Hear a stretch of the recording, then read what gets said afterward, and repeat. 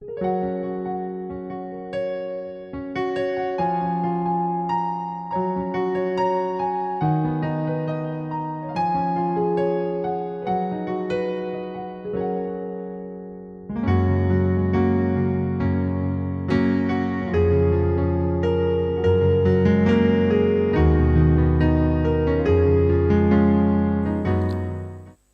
orang-orang yang mencintai-Mu ya Tuhan, biarlah kami membuktikannya dengan kami mencintai firman-Mu. Sebagai orang-orang yang sungguh menghormati Engkau, maka biarkanlah kami berekspresi dengan menghormati, menghargai akan firman-Mu. Dan biar hal itu boleh kami wujudkan dengan belajar dan belajar.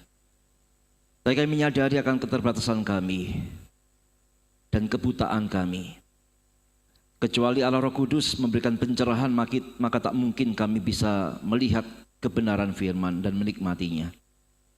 Karena tolong malam hari ini Tuhan, berikan kepada kami penerangan-Mu, supaya kami disanggupkan untuk melihat kebenaran, sehingga dengan kami melihat kebenaran maka kami peka terhadap apa yang tidak benar.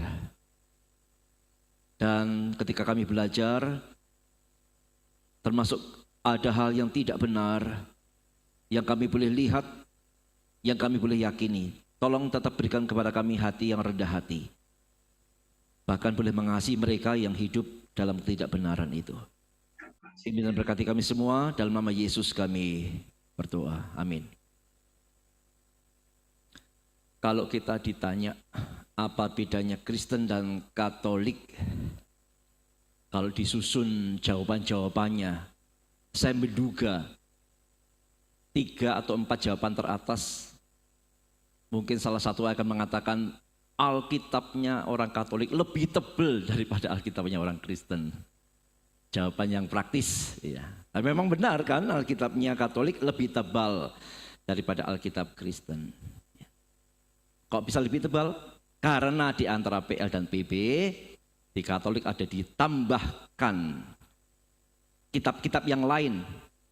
Dan itulah yang disebut sebagai Deuterokanonika, kanon yang kedua. Istilah lainnya adalah apokrifa. Hanya saya percaya teman-teman di Katolik tidak akan mau kitab-kitab itu disebut sebagai apokrifa. Karena apokrifa itu berkonotasi negatif, yaitu kitab-kitab yang tidak jelas siapa yang nulis, tidak jelas asal-usulnya, dan diragukan keasliannya, itu apokrifa. Ya, sehingga istilah itu tidak akan mungkin dipakai di dalam dunia teologi Katolik, ya. Tapi Deuterokanonika bagi teolog-teolog Protestan, yaitu dianggap sebagai apokrifa.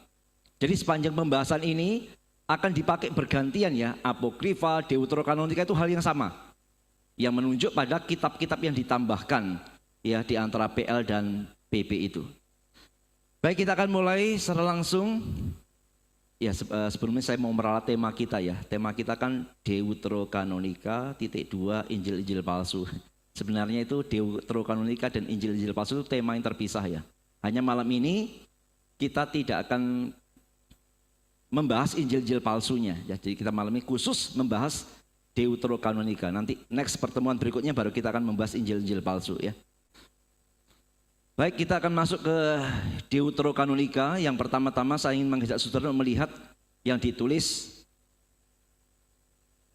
dari Hellis Bible Handbook, ya, tentang Deuterokanonika, atau kalau di dalam buku itu disebut apokrifa, ya. Ini adalah nama atau sebutan yang biasanya diberikan pada 14 kitab-kitab yang ada dalam beberapa Alkitab di antara Perjanjian Lama dan Perjanjian Baru. Jadi kalau kitab-kitab Deuterokanonika itu dipisah-pisah, itu ada 14. Ya, meskipun dalam susunannya tidak sampai 14, ada yang 7 karena beberapa digabung-gabungkan begitu. Kitab-kitab ini berasal usul dari abad 1 sampai 3 sebelum Masehi. Jadi diperkirakan kitab-kitab Deuterokanonika ini ditulis dalam masa intertestamental.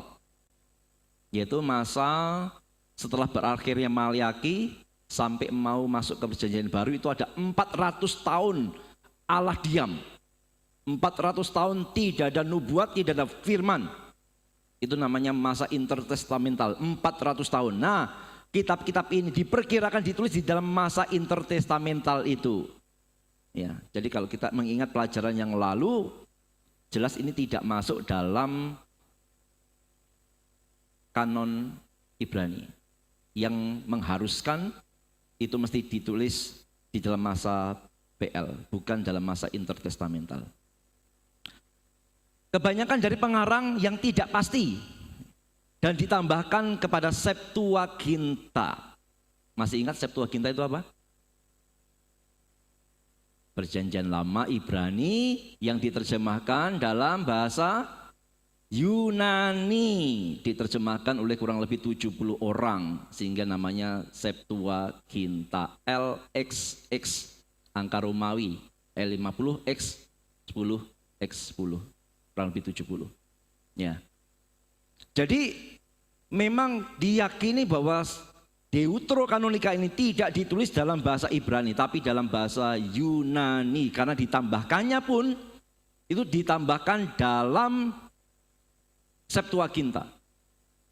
Kanon Ibrani tidak mempercayai, kanon Ibrani tidak mengakui Deuterokanonika ini sebagai firman Tuhan. Karena itu disisipkan di Septuaginta, yaitu Alkitab Perjanjian Lama bahasa Ibrani yang telah diterjemahkan dalam bahasa Yunani. Kitab-kitab itu tidak ada dalam Perjanjian Lama bahasa Ibrani. Maka boleh dicek baik manuskripnya, sejarahnya, tidak ada dalam kanon PL Ibrani. Itu ada Deuterokanonika, tidak ada. Justru adanya karena itu adanya di Septuaginta itu ya. Kitab-kitab itu ditulis setelah nubuat, firman dan wahyu langsung Perjanjian Lama telah berhenti. PL sudah selesai. Masa intertestamental, maka di masa itulah kitab-kitab Deuterokanonika ini ditulis. Yosefus, sejarawan Yahudi yang ternama dan diakui ya, menolak kitab-kitab itu secara keseluruhan, seluruh kitab Deuterokanonika oleh sejarawan Yahudi yang sangat terkenal, yang sangat terdidik itu ditolak. Kitab-kitab itu tidak pernah diakui oleh orang-orang Yahudi sebagai bagian dari kitab suci Ibrani. Ya. Jadi orang Yahudi pun menolak ya Deuterokanonika ini ditolak oleh orang-orang Yahudi. Karena mereka sudah menganggap ini kanon PL sudah selesai. Tidak bisa ditambahkan lagi. Kitab-kitab itu tidak pernah dikutip oleh Yesus atau dimanapun dalam Perjanjian Baru. Kitab-kitab itu tidak diakui oleh gereja mula-mula sebagai mempunyai otoritas kanonikal ataupun sebagai mempunyai ilham ilahi. Jadi gereja mula-mula tidak ngakui. Ini kapan diakuinya? Kita lanjutkan ya. Orang-orang Protestan yang mendasarkan gerakan mereka pada otoritas ilahi dari firman Allah segera menolak kitab-kitab apokrifa ini sebagai bukan bagian dari firman Allah. Seperti yang telah dilakukan oleh gereja mula-mula dan orang-orang Ibrani kuno. Jadi sudah ditolak ini nih begitu. Lalu gereja Roma Katolik dalam sidang gereja Trent pada tahun 1546 Masehi yang diadakan untuk menghentikan gerakan Protestan menyatakan kitab-kitab ini sebagai kanonikal dan mereka tetap ada dalam versi Alkitab Roma Katolik. Jadi Deuterokanonika ini diresmikan dan diketok palu tok tok tok. Itu di abadnya yang ke-16. Memang abad-abad awal memang ada. Memang ada bapak gereja yang mengakui itu. Tapi itu bukan keputusan semacam sidang gereja seperti konsili ini.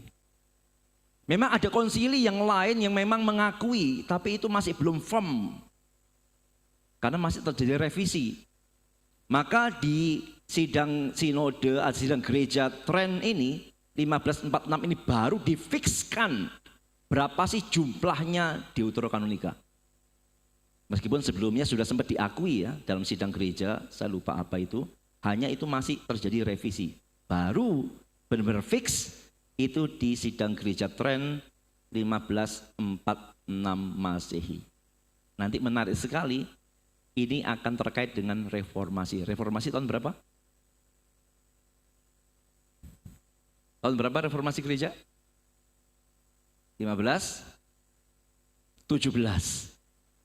Tidak terlalu jauh. Ya, nanti ada teolog yang mengkaitkan kenapa ini, apa kaitannya dengan reformasi. Jadi itu ya, sekilas tentang Deuterokanonika. Tidak diakui oleh orang Ibrani, tidak masuk dalam kanon PL-nya mereka. Ya. Sejarawan Yahudi yang ternama menolak, gereja mula-mula menolak, dan seterusnya. Tapi itu secara firm dimasukkan sebagai kanon kedua oleh gereja Roma Katolik pada tahun 1546. Sekarang saya mau mengutip dari dosen apologetik saya waktu di kampus, namanya Bapak Andika Gunawan. Dia mengatakan begini, kitab-kitab ini, yaitu kitab-kitab Deuterokanonika ini, ditulis pada zaman antara 400 sebelum Masehi sampai 100 sebelum Masehi. Kitab-kitab ini merupakan campuran legenda, mitos, dan sejarah. Setelah dia pelajari, ya, dan dia menyimpulkan, kitab-kitab ini tidak murni sejarah. Tapi di dalamnya ada legenda, ada mitos-mitos. Memang ada sejarahnya, tapi tidak murni sejarah. Sehingga boleh dikatakan kitab-kitab ini berisi sejarah. Bukan kitab sejarah, tapi berisi sejarah. Kenapa berisi sejarah? Karena bukan hanya sejarah. Mitos-mitos ada di sana, legenda ada di sana. Ya. Oke, sekarang kita akan lihat apa saja sih kitab-kitab Deuterokanonika itu ya. Awalnya ada 14 kitab. Awalnya ada 14 kitab. Satu, kitab Esdras pertama. Kitab Esdras kedua. Lalu ada kitab Tobit, Yudit. Lalu ada tambahan-tambahan pada kitab Ester. Ada kitab kebijaksanaan atau kebijaksanaan Salomo. Ada kitab Sirak atau Yesus bin Sirak. Ada Baruk dan surat Nabi Yeremia. Memang ada yang menggabungkan ini, tapi juga ada yang memisahkan antara Baruk dan surat Nabi Yeremia. Sehingga kalau dipisahkan jadinya 15 ya. Lalu ada kitab doa Asaria dan lagu pujian ketiga pemuda, yaitu teman-temannya Daniel itu ya. Lalu ada kitab Susana, ada Bel dan Naga, ada doa Manasye, ada kitab Makabe yang pertama dan kitab Makabe yang kedua. Ini awalnya seperti itu.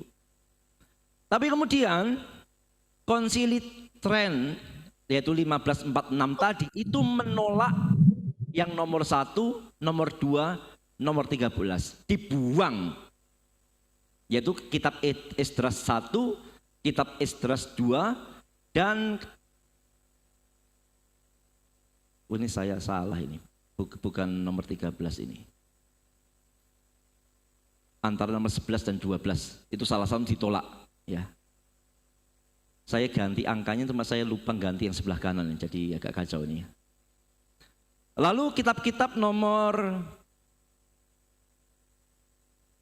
9 sampai 11 ya, itu adalah ditambahkan dalam kitab Daniel. Oh, berarti yang ditolak itu doa Manasye, itu ditolak ya. Jadi nomor 1, 2 dan 12 itu yang ditolak, dan nomor 9, 10, 11 itu merupakan digabungkan dalam kitab, yaitu tambahan pada kitab Daniel. Ya. Jadi nomor 5 tambahan pada kitab Ester itu langsung digabungkan dengan kitab Ester, karena kalau kita lihat saudara, kitab Esternya Katolik dan kita ya beda, lebih banyak pasalnya. dengan kitab Esternya kita. Kenapa lebih banyak pasalnya? Karena ada yang ditambahkan ya pada kitab Ester itu. Demikian juga dengan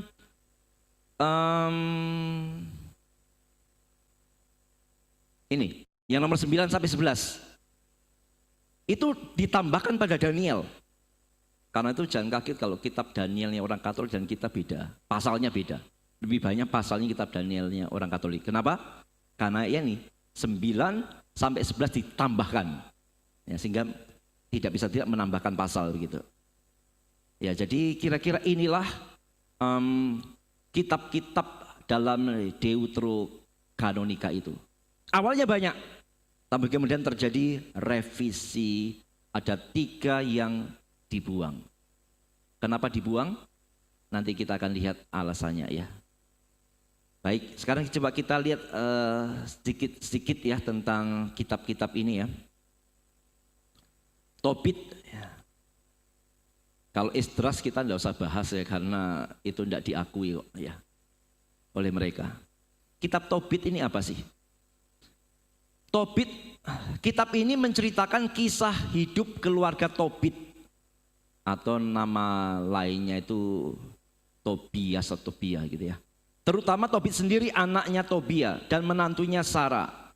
Kisah tersebut berlatar pada saat kerajaan Yehuda sedang dijajah oleh kekaisaran Asyur dan keluarga Tobit diasingkan ke Niniwe, ibu kota Asyur saat itu. Kitab ini diperkirakan merupakan karya fiksi anonim. Yang nulis ini adalah pakar atau penulis yang namanya ada di bawah itu ya, Fitzmyer dan Levine. Ya, dia memperkirakan ini karya fiksi anonim, tidak jelas siapa yang nulis. Yang disisipi beberapa referensi sejarah. Memang ada hal sejarahnya, tapi tidak semua sejarah.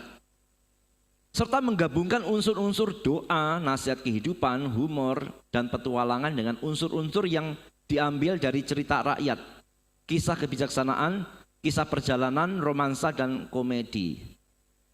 Ya, ini sedikit ya, supaya kita tidak benar-benar buta tentang kitab Tobit ini. Kira-kira isinya begitu. Bagaimana dengan kitab Yudit? Kitab Yudit ini sebuah narasi yang menarik ceritanya sebenarnya. Yaitu menceritakan seorang janda yang saleh. Yang kecewa karena saudara-saudara sebangsanya itu tidak mau melawan penjajah. Ya, sehingga janda ini yang namanya Yudit itu, yang dalam bahasa Ibrani artinya perempuan Yahudi, itu dia yang tampil ya. Dia yang beraksi. Sehingga dia berhasil menyelamatkan Israel dari penghancuran total yang dilakukan oleh tentara Asyur. Cuma nanti kita lihat caranya dia membunuh jenderal musuhnya itu agak aneh gitu ya untuk disebutkan sebagai firman Tuhan. Dalam kitab ini berisi bermacam-macam sindiran terhadap era Asyur, Babel, dan Persia. Jadi kisahnya itu seorang pahlawan yang adalah seorang janda ya, yang berperang begitu ya. Lalu kitab kebijaksanaan Salomo. Ini kitab ini bicara tentang pembalasan sebagai hukuman bagi penyembahan berhala. Ya, tentu berbeda dengan kitab hikmat atau kebijaksanaan lainnya ya. Kitab ini memberikan perhatiannya pada sejarah keselamatan orang bijak dan kepedulian Allah pada orang benar. Kitab ini juga ingin memberikan keyakinan kepada jemaat Yahudi di Mesir bahwa memelihara iman nilainya itu sangat besar sekalipun ada banyak kesukaran yang ditemukan. Kita lanjutkan, ada kitab Sirak atau Yesus bin Sirak tadi itu ya. Merupakan suatu karya yang berisikan ajaran-ajaran etika seperti kitab-kitab hikmat lainnya. Kitab ini juga disusun dalam bentuk puisi yang bertemakan hikmat atau kebijaksanaan, yang mirip-mirip ya seperti Amsal begitu ya. Lalu ada kitab Baruk ya. Atau kalau digabungkan tadi itu Baruk dan surat Nabi Yeremia ya, digabungkan dalam kitab Baruk itu. Nah, kitab ini menurut tradisi Ada yang mengatakan ditulis oleh Baruk sendiri, tapi juga ada tradisi yang mengatakan ditulis oleh Nabi Yeremia. Lalu beberapa akademisi ya menganggap kitab ini tidak mungkin ditulis pada kedua tokoh itu. Tidak mungkin ditulis dalam masa hidup kedua tokoh itu. Diperkirakan justru ditulis pada masa atau tak lama setelah masa kaum Makabe.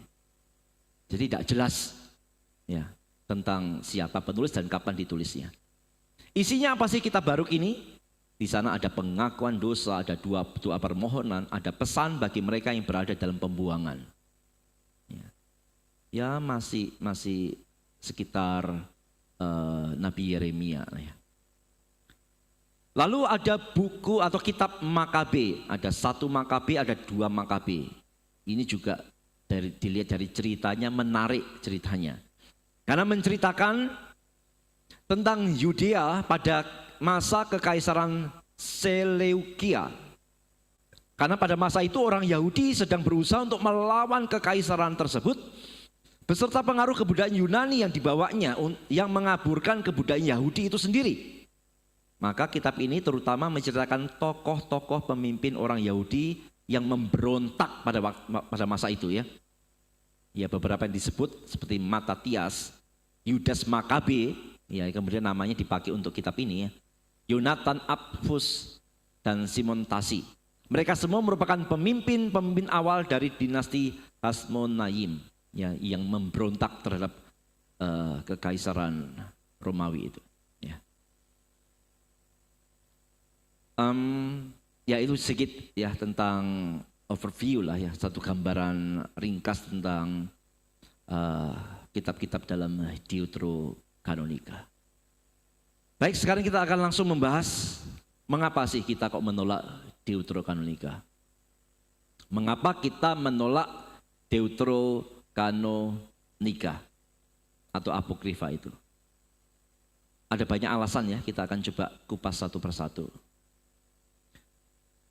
Yang pertama, dalam Perjanjian Baru, itu ada kira-kira 260 kutipan langsung dari Perjanjian Lama. Banyak ini. Dan juga ada kira-kira 370 penggunaan bagian-bagian Perjanjian Lama yang bukan merupakan kutipan langsung. Jadi dalam tulisan Perjanjian Baru itu ya, dari Matius sampai Wahyu, itu ada 260 kutipan langsung. Ya, dari apa yang di PL dikutip gitu, ada 260. Tapi juga ada penggunaan PL yang meskipun bukan kutipan langsung tapi dipakai. Itu ada 370. Banyak. Ya, ini menunjukkan bahwa Yesus dan penulis PB yaitu para rasul itu jelas mengakui PL sebagai otoritas. Tapi baik Yesus maupun penulis PB tidak pernah mengutip baik secara langsung atau tidak langsung dari Deuterokanonika. Padahal Deuterokanonika atau apokrifa itu sudah ada pada masa Yesus. Sudah ada kitabnya. Pada masa Yesus ada, apalagi pada masa Rasul, kitab itu sudah ada. Tapi gak pernah dikutip secara langsung atau tidak langsung sama sekali. Kalau Deuterokanonika itu benar-benar firman Tuhan, pastilah Yesus atau penulis PB itu pasti mengutipnya. Tapi gak pernah dikutip sama sekali dari belasan kitab tadi itu. Gak pernah sama sekali. Memang dalam hal ini ya, argumentasi ini ada yang memberikan keberatan. Keberatannya begini. Argumentasinya kan, kalau itu Alkitab PL mesti dikutip dong. Kalau apokrifa, Deuterokanonika bukan firman Tuhan, tidak dikutip. Maka mereka membantah dan mengatakan, loh coba lihat. Banyak loh kitab-kitab PL yang tidak pernah dikutip dalam PB. Misalkan Esra. Tidak satupun kitab PB yang mengutip Esra. Nehemia, Pengkhotbah, Esther, Kidung Agung. Tidak ada satupun kitab PB yang mengutip kitab-kitab ini. Tapi mereka masuk kanon kok. Jadi kemudian mereka mengatakan, yang tidak dikutip bukan berarti bukan firman Allah. Maka ketika Deuterokanonika tidak dikutip, maka tidak bisa disimpulkan bukan firman Allah. Karena dalam PL pun ada kitab-kitab yang tidak dikutip. Wah, kalau gitu argumentasi ini tidak bisa dipakai dong. Jangan salah. Kita mengingat pelajaran yang lalu ya. Pelajaran yang lalu ingat kanon PL itu dikelompokkan dalam 3 kelompok. Masih ingat enggak? Apa 3 kelompok dalam kanon PL? Lupa ya. Taurat dengan 5 kitab Musa. Lalu ada tulisan para nabi, termasuk 12 nabi kecil. Lalu ada tulisan-tulisan lainnya, termasuk Amsal, Pengkhotbah dan sebagainya. Maka ini dalam kanon PL, ini sebagai satu kelompok yang satu itu dianggap semua. Jadi misalkan ya, benar Kidung Agung, Ester, Pengkhotbah, tidak pernah dikutip. Tapi ingat mereka ada di dalam kelompok tulisan-tulisan lain yang di mana di sana ada Mazmur. Mazmur dikutip. Maka kalau Mazmur dikutip maka itu berarti satu kelompok itu pasti firman Tuhan gitu loh. Jadi tidak mesti mengutip semua masing-masing kitab, enggak.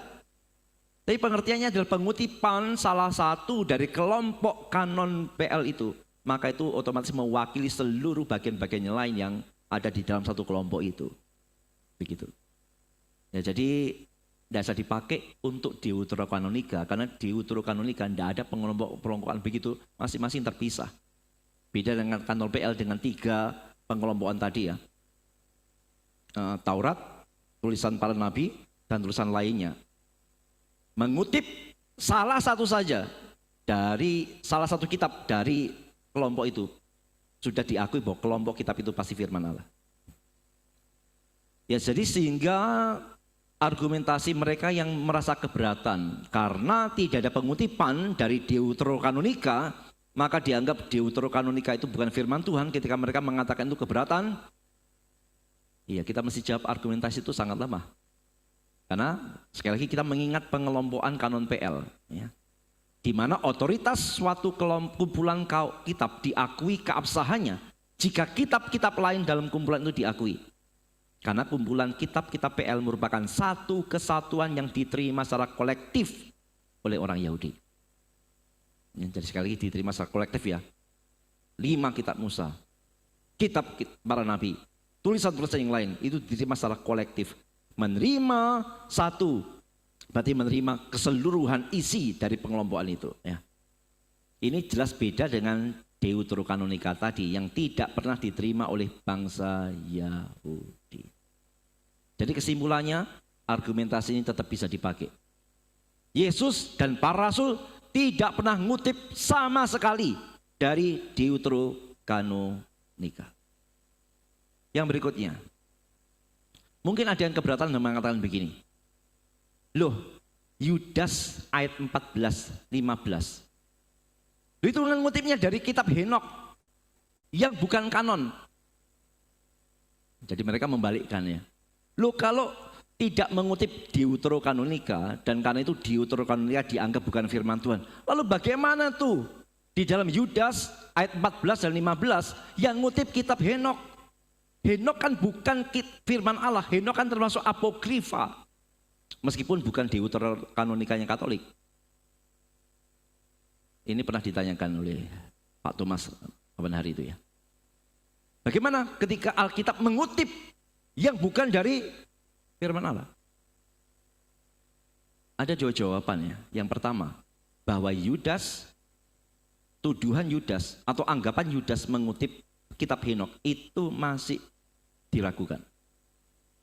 Belum tentu Yudas dapatkan itu dari kitab Henok. Argumentasi kedua, kalaupun Yudas ya mengutip dari Henok, dari kitab Henok, bukan berarti Yudas mengklaim bahwa kitab Henok itu adalah firman Tuhan. Kita coba lihat dulu ya supaya kita tidak bingung. Yudas 14 ayat 15 itu apa sih?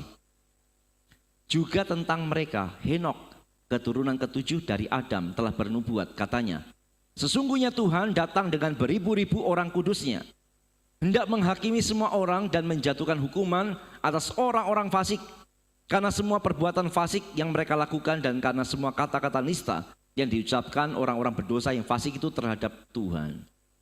Jadi ada bicara tentang Henokh, maka ada penafsiran yang mengatakan Yudas ini ngutipnya dari kitab Henokh yang termasuk apokrifa, yang tidak jelas asal-usul kitab ini.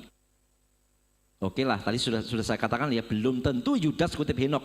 Tapi seandainya pun diakui Yudas itu mengutip dari Henokh, kita mesti perhatikan. Paulus itu juga pernah mengutip yang bukan dari firman Tuhan. Paulus itu pernah mengutip dari sastrawan Yunani yang namanya Aratus. Dan juga pernah mengutip kata-kata Epimenides dalam Titus 1 ayat 12. Tapi pengutipan ini sama sekali tidak menunjukkan bahwa Yudas dan Paulus mengakui bahwa kitab-kitab itu firman Tuhan kan? Yudas mengakui kebenaran bagian itu dalam kitab Henokh tanpa mengakui bahwa kitab tersebut adalah firman Tuhan. Kita coba lihat ya, yang dikutip oleh Paulus misalkan dalam Kisah Rasul 17 ayat 28. Sebab di dalam Dia kita hidup, kita bergerak, kita ada, seperti yang telah juga dikatakan oleh pujangga-pujanggamu. Sebab kita ini dari keturunan Allah juga. Itu dikutip dari sastrawan Yunani namanya Aratus. Titus 1 ayat 12. Seorang dari kalangan mereka, nabi mereka sendiri pernah berkata, dasar orang kereta pembohong, binatang buas, pelahap yang malas. Dikutip juga sama Paulus. Padahal ini ada kata-kata dari Epimenides. Tapi bahwa mereka mengutip itu kan tidak membuat mereka mengakui bahwa itu termasuk kanon. Gitu. Bahwa mereka mengutip itu, mengutip sebagai sekedar kebenaran. Bukan berarti itu adalah firman Tuhan. Maka di sini kita penting ya mengerti salah satu doktrin reform ya. Segala kebenaran adalah kebenaran Allah. Jadi bukan hanya Alkitab, tapi seluruh yang benar-benar benar itu kebenarannya Tuhan. Termasuk kebenaran sejarah dan kebenaran ilmu apapun juga. Ketika itu benar-benar kebenaran, maka itu termasuk kebenaran Allah. Jadi seandainya pun Yudas mengutip dari kitab Henokh, yang dikutip itu bagian yang benar. Tapi Yudas tidak mengakui bahwa kitab Henokh itu adalah firman Tuhan. Ya, jadi sebenarnya argumen atau keberatan ini hanya pelarian saja sih. Hanya pelarian karena tidak terima dengan argumentasi Yesus dan Rasul tidak pernah ngutip apokrifa tadi. Maka mereka mencoba membalikkan, loh tapi Alkitab PB kita kan ngutipin yang bukan firman Tuhan. Sebenarnya tidak terlalu nyambung ya. Ya tapi jawabannya seperti itu saja. Mengapa kita menolak Deuterokanonika? Saudara sekalian, dalam kitab-kitab Deuterokanonika ada banyak kesalahan doktrinal dan kesalahan historikal. Banyak kesalahan doktrinal yang bertentangan dengan apa yang telah diajarkan oleh kanon yang sudah ada. Dan juga ada kesalahan sejarah. Misalkan ya, kitab doa Manasye menyatakan bahwa Abraham, Ishak dan Yakub tidak berdosa dan karena itu tidak memerlukan pertobatan. 2 Makabe 12 ayat 40 sampai 45 mengajarkan bahwa doa bagi orang mati untuk membebaskan mereka dari dosa. Kita perhatikan yang 2 Makabe ini ya. Diajarkan bahwa doa untuk orang mati itu bisa membebaskan orang mati itu dari dosa. Jadi boleh doakan arwah. Ya, supaya bisa bebas dari dosa. Atau mungkin sekarang supaya bisa cepat lepas dari api penyucian. Doktrinnya Katolik kan begitu ya. Jadi boleh berdoa untuk arwah orang mati. Nah, bagian ini kan secara doktrinal kan sangat bertentangan dengan Alkitab yang sudah ada. Coba kita lihat ya, 2 Makabe 12 ayat 40 sampai 45 ini. 2 Makabe 12 ayat 40 sampai 45, tetapi tersembunyi di sebelah dalam pakaian setiap jenazah mereka menemui azimat atau jimat patung-patung kota Yamnia. Taurat Musa melarang orang Yahudi memakai jimat-jimat seperti itu. Maka menjadi jelas bagi setiap orang mengapa semua orang itu telah mati. Lalu mereka memuji tindakan Tuhan, hakim yang adil yang memperlihatkan apa yang tersembunyi. Mereka juga mohon supaya dosa itu dihapuskan sama sekali. Lalu Yudas ini Yudas Makabi itu ya, yang mulia itu memperingatkan rakyat supaya menjauhi dosa. Oleh sebab mereka sendiri telah melihat apa yang terjadi kepada orang yang telah berdosa itu. Kemudian dia mengumpulkan sumbangan daripada anak buahnya. Dan uang yang terkumpul seluruhnya berjumlah 500 keping uang perak. Uang itu dikirimnya ke Yerusalem untuk menyediakan korban untuk mengampunkan dosa. Yudas atau Yudas Makabi itu melakukan perbuatan yang luhur itu karena dia percaya pada kebangkitan orang mati. Jika dia tidak percaya bahwa orang mati akan bangkit, maka bodohlah dan sia-sialah untuk mendoakan mereka. Yudas yakin bahwa orang yang saleh akan menerima pahala yang indah dan pikirannya itu sungguh suci dan luhur. Oleh sebab itu dia mengadakan korban untuk mengampunkan dosa, supaya semua orang yang sudah mati itu dilepaskan dari dosa mereka. Dia ada praktek berdoa untuk orang mati, supaya orang matinya itu mengalami pengampunan dosa. Begini mau dianggap firman Tuhan. Bertentangan dengan Alkitab. Bahwa manusia mati sekali, dan setelah itu dihakimi. Selesai. Mati sekali, langsung penghakiman. Percaya ke surga, tidak percaya langsung ke neraka. Tapi yang diajarkan dalam 2 Makabi ini, orang mati arwahnya masih bisa didoain. Ya ini jelas salah secara doktrinal, sangat salah, sangat fatal.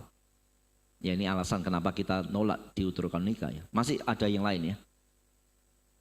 Misalkan dalam 2 Makabi 15 ayat 11 sampai 14 mengajarkan adanya orang kudus yang menjadi pengantara kita di surga. Ini bertentangan dengan banyak bagian kitab suci kita, Alkitab yang menyatakan bahwa Yesuslah satu-satunya pengantara antara kita dan Allah. Tapi dalam 2 Makabi diajarkan ada pengantara yang lain, yaitu orang kudus. Bisa menjadi pengantara antara manusia dan Allah. Kita lihat ya 2 Makabi 15 ayat 14 sampai 11.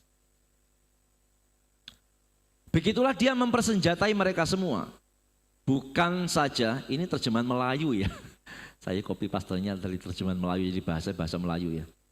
Bukan saja dengan perisai dan tombak yang memberi rasa aman, tetapi dengan kata-kata yang memberi semangat. Dia juga menggembirakan hati mereka dengan menceritakan mimpinya, semacam penglihatan yang dapat dipercaya. Bagaimana penglihatannya? Beginilah penglihatan itu. Yudas melihat bekas imam agung yang namanya Onias, seorang yang baik budi, rendah hati, dan lemah lembut, pandai berucap, dan sejak kecil dididik dalam segala kebajikan. Dengan tangan terentang, Onias mendoakan seluruh bangsa Yahudi. Lalu Yudas melihat seorang yang sangat agung dan terhormat dan berambut putih. Kata Onias, ini Yeremia, Nabi Allah, sahabat kalian. Dia banyak berdoa untuk bangsa kita dan untuk Yerusalem kota suci. Jelas di sana diajarkan adanya orang-orang yang dianggap suci yang menjadi pengantara doa bagi umat Tuhan. Apakah ajaran ini sesuai dengan apa yang diajarkan dalam Alkitab ya? Apakah orang-orang kudus itu menjadi pengantara kita? Tidak, saudara. Ibrani 4 dan 14. Karena kita sekarang mempunyai imam besar agung yang telah melintasi semua langit, yaitu Yesus anak Allah. Baiklah kita teguh berpegang pada pengakuan iman kita. Yesus adalah imam besar agung kita, pengantara kita. Bukan orang-orang kudus, bukan. 1 Yohanes 2 ayat 1. Anak-anakku, hal-hal ini kutuliskan kepada kamu supaya kamu jangan berbuat dosa. Namun jika seorang berbuat dosa, kita mempunyai seorang pengantara pada Bapa, yaitu Yesus Kristus yang adil. Di bagian yang lain dikatakan satu-satunya pengantara, yaitu pengantara yang esa itu adalah Tuhan Yesus. Tidak ada pengantara yang lain yang bisa ada di antara kita dan Allah selain Yesus. Tapi dalam Makabi, orang-orang kudus itu menjadi pengantara. Ya, karena tidak kaget ya, di Katolik itu ada doa yang dinaikkan pada orang-orang kudus. Ya. Tapi itu bertentangan ya, karena satu-satunya pengantara antara manusia dan Allah adalah Tuhan Yesus Kristus saja. Kesalahan doktrinal dan historikal yang lain, misalkan dalam kitab Baruk yang dikaitkan dengan Yeremia, ada salah satu nubuat tentang lama pembuangan, yaitu 7 generasi. Dan itu ternyata berbeda dengan nubuat Yeremia dan penggenapan di Esra. Ini sudah beda nubuat. Dan kita yakin ya jelas nubuat di Yeremia yang benar, bukan nubuat dalam kitab Baruknya. Ya. Kesalahan doktrinal dan historikal yang lain adalah ini dalam Tobit. Dalam Tobit diceritakan ada seorang malaikat Tuhan yang berdusta dan mengajar menggunakan magic. Ya. Ada malaikat yang dusta dan malaikat ini mengajarkan okultisme, kira-kira begitu. Dalam Tobit 5 ayat 4, malaikat itu mengaku namanya Rafael. Tapi dalam Tobit 5 ayat 12, dia ngaku sebagai Azarias, anaknya Ananias Agung. Malaikatnya dusta, tapi tetap jadi malaikat. Mana ada malaikat dusta dan tetap jadi malaikat, saudara? Tapi itu ada dalam Tobit. Berarti malaikat itu boleh berdusta ya, dan tidak ada hukumannya. Dan malaikat yang sama ya, yang ngaku namanya Rafael dan juga ngaku sebagai anak Ananias ini, itu ngajarin Tobit untuk apa? Untuk memakai jantung hati ikan untuk ngusir setan atau roh jahat dengan cara membuat asap dari barang-barang itu dan diletakkan di depan orang yang terganggu, jadi bisa ngusir roh jahat gitu. Pakai apa? Pakai jantung dan hati ikan. Malaikat itu juga dikatakan ngajarin supaya menggunakan empedu ikan untuk menyembuhkan mata orang buta. Ini ada dalam kitab Tobit ya. Coba kita lihat ya. Dalam Tobit 6 ayat 4 sampai 8. Potonglah ikan itu, kata malaikat. Ambillah empedu, jantung dan hatinya. Dan simpanlah baik-baik. Karena itu obat mujarab. Tapi isi perutnya harus kau buang. Cuma lihat ini ikan apa ya? Kakap nih ya. Tidak tahu ya. Tobias, ya Tobit itu ya, memotong ikan itu. Sesudah empedu, jantung dan hatinya dikeluarkan, ikannya dipanggang. Sebagian dimakan dan sebagian apa ini? Dimasinkan, itu bahasa Melayunya apa? Bahasa Indonesia apa itu ya?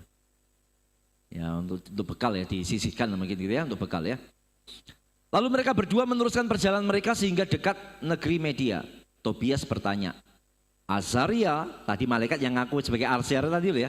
Azaria kawanku, penyakit apa yang dapat disembuhkan dengan empedu, jantung dan hati ikan itu? Jawab malaikat, jantung dan hati ikan itu kalau dibakar, asapnya dapat mengusir setan atau roh jahat daripada orang yang kerasukan. Setan atau roh jahat akan pergi dengan segera. Dan orang itu tak akan diganggu lagi selama-lamanya. Jadi kalau mau ngusir setan katanya kitab Tobit ini pakai jantung dan hati ikan yang dibakar. Mau coba?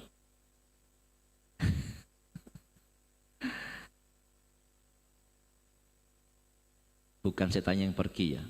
Satu rumah yang pergi karena asap rumahnya masuk rumah semua itu ya. Ya model begini kita mau ngakui firman Tuhan saudara ya.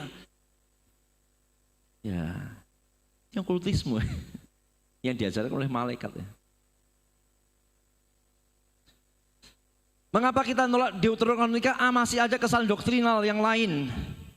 Misalkan Tobit 4 ayat 10, Tobit 12 ayat 9. Sirak 33 mengajarkan bahwa pemberian persembahan akan menyelamatkan orang dari kematian dan menghapus dosa. Coba kita lihat ya ayat-ayatnya, Tobit 4, 10, 12, 9 dan Sirak 33. Tobit 4 ayat 10 dan 11. Memang berbuat baik kepada orang miskin adalah korban yang diperkenankan Allah yang maha tinggi. Lakukanlah hal itu maka engkau akan terlepas dari kegelapan maut.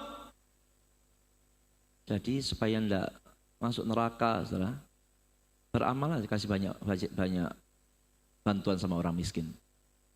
Katanya Tobit 4. Tobit 12 ayat 9. Orang yang suka memberi sedekah dibebaskan dari maut dan dihapuskan semua dosanya.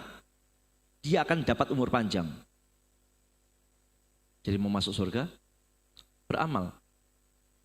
Itu kan ajarannya. Sirak 33. Kalau kamu menghormati bapak kamu, dosa kamu diampunkan. Jelas ini doktrin keselamatan karena perbuatan baik.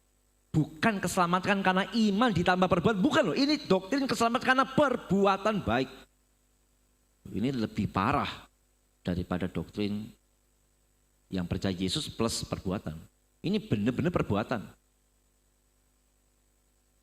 Ini jelas bertentangan dengan apa yang diajarkan oleh Alkitab. Efesus 2, 8 dan 9. Karena kasih karunia kamu diselamatkan oleh iman, itu bukan hasil usahamu. Itu pemberian Allah. Ya, yang makanya kenapa kita nolak Deuteronomi, karena isinya begini, saudara. Bertentangan, bertolak belakang dengan apa yang sudah Alkitab ajarkan. Masih ada yang lain. Tobit 4 ayat 17 mengajarkan untuk membantu mereka yang pantas dibantu, yaitu orang-orang baik. Tapi melarang memberikan bantuan kepada orang berdosa. Tobit 4 ayat 17. Apabila seorang saleh meninggal, sajikanlah makanan yang berlimpah-limpah bagi keluarganya. Tapi jangan begitu bagi orang dosa. Ya. Jadi kalau ada orang yang baik, gitu ya, yang saleh meninggal gitu, bantu keluarganya, bantu semaksimal mungkin. Tapi kalau orang itu tidak baik, kok jadi bantu? Ini kan bertentangan dengan ajaran Yesus toh. Justru Yesus mengatakan kasihilah musuhmu, berkatilah bagi orang yang mengutuki kamu, kan begitu. Ini suruh bantu orang baik toh. Gimana mau diakui sebagai firman Tuhan ya? Acaranya begini, saudara ya. Kesalahan historikal. Masih Tobit atau Tobias ya. Semasa muda, Tobit diceritakan pemberontakan 10 suku di bawah Yerobeam terjadi sekitar tahun 925 sebelum Masehi. Dan kemudian ditawan ya. Tetapi dikatakan bahwa Tobit masih hidup setelah pembuangan 10 suku yang terjadi tahun 725. Di bagian lain dikatakan Tobit sudah meninggal dunia pada 158. Ini tidak cocok kalau dihitung-hitung. Ya. Yang berikutnya, ini kesalahan historikal. Di dalam kitab Yudit dinyatakan bahwa Nebukadnezar itu raja Niniwe. Padahal yang benar Nebukadnezar raja mana? Babel. Ini parah ini, sejarahnya parah. Kitab Yudit juga cerita ya ini ya, tentang Yudit ini kan tokoh janda yang tadi ya, yang dianggap sebagai pahlawan tadi ya. Bercerita tentang seorang janda yang beriman yang membunuh salah satu jenderal Nebukadnezar, tapi cara bunuhnya dengan cara menipu dan menggunakan tawaran seks. Dan itu dipuji-puji, saudara. Kisahnya Yudit ini sebagai pahlawan. Ya, begitulah. Bagaimana ini bisa diakui sebagai firman Tuhan begitu ya. Dan mengapa kita nolak Deuterokanonika?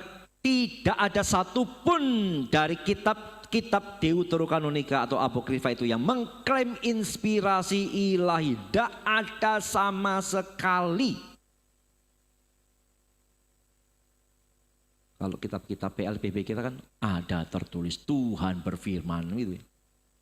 Tapi dalam kitab-kitab Deuterokanonika tidak ada satupun yang mengklaim inspirasi ilahi.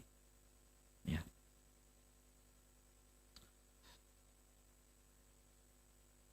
Argumentasi yang lain sudah ya. Ini argumentasi logisnya begini. Deuterokanonika atau apokrifa itu kan baru resmi, benar-benar resminya. Itu kan diakui dalam kanon, dalam konsili Trent pada 1546. Ya, jadi sekali lagi ya, memang pada abad-abad yang sebelumnya ada Bapak Gereja yang mengakui, tapi bukan konsili. Ada konsili yang mengakui, tapi masih belum fix. Yang fixnya itu di 1546. Bayangkan ya, jadi kitab-kitab yang dianggap firman Allah itu baru diakui di 1546. Bahkan diajarkan siapa yang menolak apokrifa itu terkutuk. Jadi bagi teologi Katolik, kita ini orang terkutuk saudara karena kita menolak apokrifa. Bagi mereka loh ya, tapi bagi kita sih kita tidak merasa terkutuk ya, kita diberkati Tuhan. Tapi pertanyaannya adalah, mengapa perlu menunggu 16 abad untuk kitab-kitab yang dianggap firman Tuhan? Padahal kitab-kitab itu sudah beredar pada zaman Yesus dan rasul-rasul. Secara logika aja. Kitab itu apokrifa atau Deuterokanonika itu yang di dalam Septuaginta itu sudah ada pada masa Yesus. Kalau itu benar-benar firman Tuhan, mengapa perlu 16 abad baru diakui? Tidak masuk akal kan? Harusnya kalau itu benar-benar firman Tuhan, Yesus tinggal mengatakan ini firman Tuhan kan beres. Rasul-rasul tinggal mengakuinya firman Tuhan kan selesai. Tapi tidak ada sama sekali. Perlu 16 abad baru diakui coba. Padahal kitab-kitab itu sudah ada sejak zaman Yesus. Sudah ada pada masa Yesus. Dan dalam abad-abad sebelumnya, misalkan tahun 600, Paus Gregory I, ya, Gregory the Great, itu menyebut bukan kanonikal. Ya, jadi ada pimpinan Katolik yang abad-abad sebelum itu tidak ngakui itu sebagai kanonikal loh. Kardinal Ximenes, abad 16. Cuma tidak tahu tahunnya kapan ya.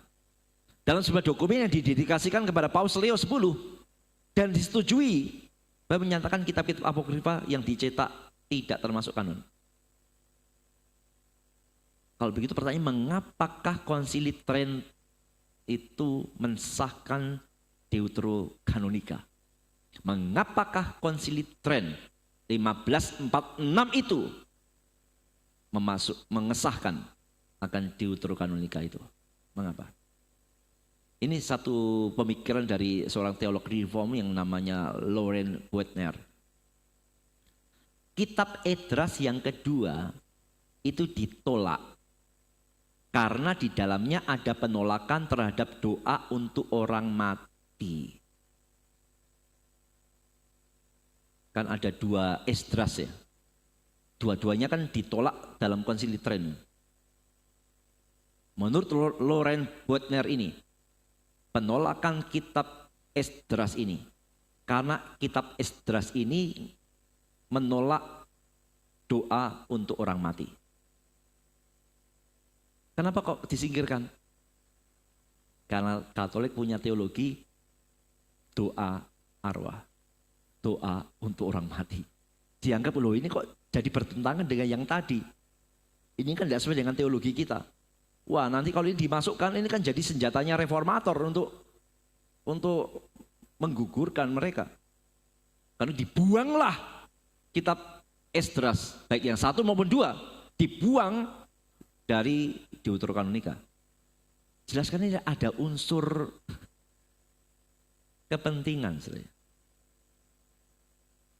Konsili Trent dengan jelas menyeleksi hanya buku-buku yang akan membantu mereka dalam pertentangan dengan para reformator. Dan tidak ada satupun dari buku-buku itu menjanjikan mereka untuk melakukan hal itu. Jadi penetapan Deuterokanonika pada konsili Trent 1546 diperkirakan sangat mungkin berkaitan dengan bagaimana mereka itu menahan arus reformasi. Yang jelas menekankan sola scriptura, ya. Semua ajaran mesti kembali pada firman. Padahal dalam praktek dan teologi Roma Katolik itu banyak yang bertentangan dengan Alkitab. Salah satunya doa untuk orang mati. Nah karena itu mereka lihat, wah Esdras ini gak dukung kita, buang. Dan dugaan atau pemikiran ini sangat masuk akal, sangat masuk akal. Ya, ini dari Loren Boettner. Dan yang terakhir, argumentasi tambahannya. Mengapa kita menolak Deuterokanonika? Ini argumentasi tambahan, yaitu bersifat satu sejarah ya. Tadi ya Yosefus, sejarawan Yahudi yang ternama, dan Talmud. Talmud itu catatan tentang diskusi para rabi yang berkaitan dengan hukum Yahudi, etika, kebiasaan, dan sejarah. Itu menyatakan bahwa kitab Deuterokanonika tidak termasuk dalam perjanjian lama atau kitab suci Yahudi. Talmud ini sangat dihargai oleh orang Yahudi, sangat dihargai. Karena berisi diskusi para rabi tentang banyak hal. Dan Yosefus dan kitab Talmud itu menolak Deuterokanonika. Komunitas SNS. Siapa ini komunitas SNS? Yaitu kelompok Yahudi yang hidup dan berkembang di tepi laut mati.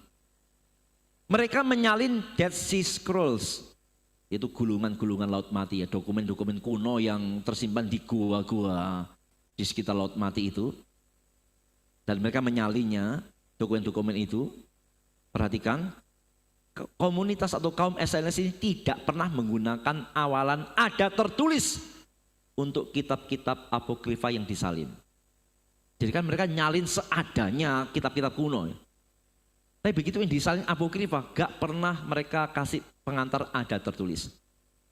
Padahal waktu mereka nulis kitab-kitab PL, mereka banyak menggunakan ada tertulis, ada tertulis, ada tertulis. Jadi kesimpulannya apa? Kaum SNS pun tidak mengakui bahwa Deuterokanonika itu bagian dalam kanon PL.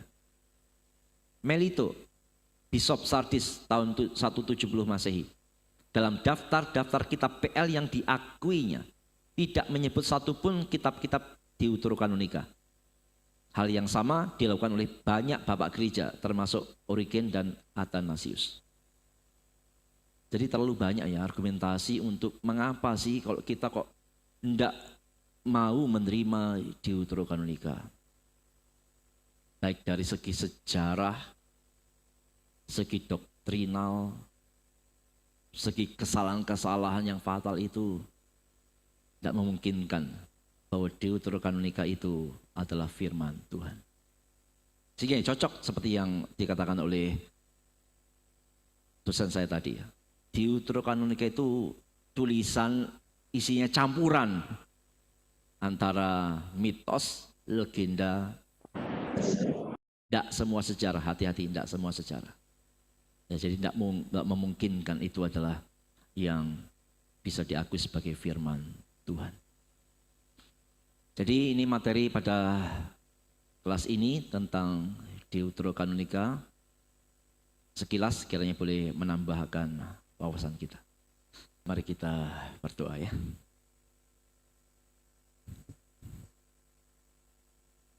Tuhan, terima kasih kami sudah belajar melihat kebenaran-Mu dan semakin jelas ketika itu dikontraskan dengan apa yang bukan kebenaran-Mu.